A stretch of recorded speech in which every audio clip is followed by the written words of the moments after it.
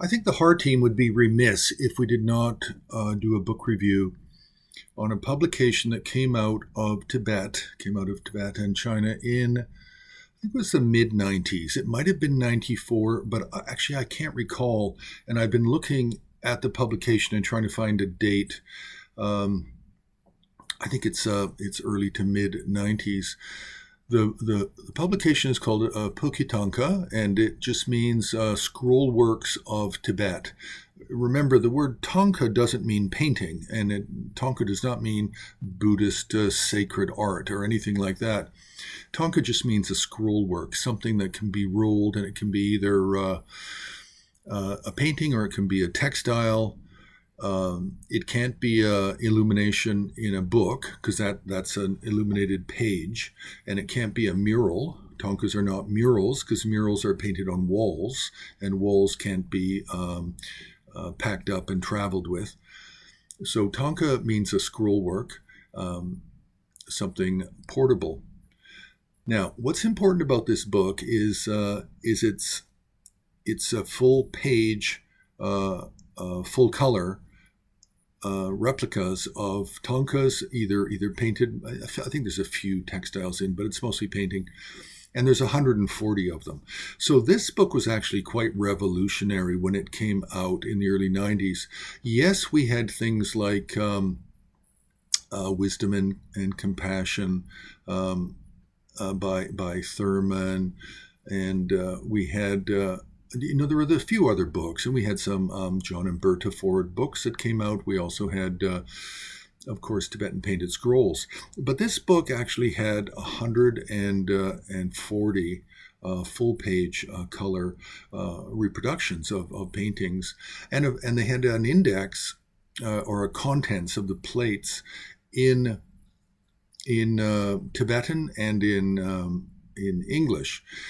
Now, I must say that there are quite a few mistakes in identification because that's not a strong point. Iconography is not a very strong point with Tibetan scholars or Chinese scholars in mainland.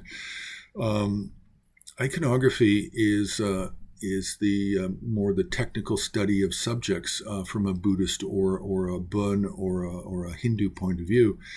And the only people who are really good at this are the educated lamas generally lamas who are more from the tantric side, because from the Mahayana or Shravakayana side, really what you have is you have Buddha's life stories, and you have Buddha's students, and you have Jataka tales and maybe Avadana tales.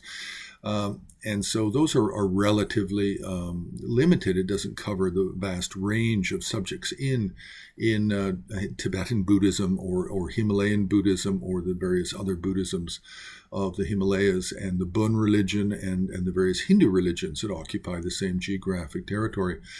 So, but the book is very important because of the vast amount of imagery.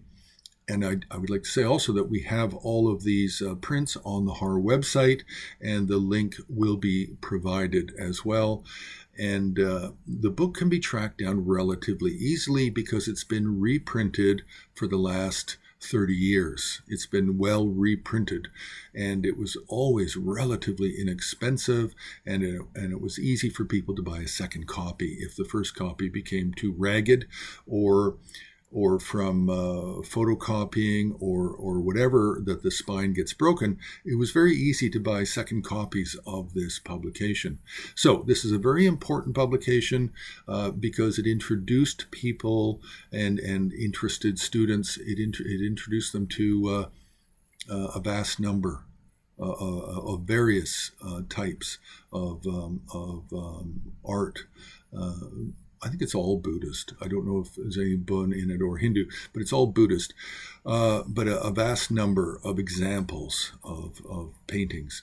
So we'll leave it there. You can press like, you can subscribe, you can join Har on Patreon as a free member. As a free member, you get benefits. You get videos, you get Har news updates, you get a number of things. You can get book review, not book review, announcements of new books coming out, different things on the Har on Patreon page. And then you can also make a donation on the homepage of Himalayan Art Resources.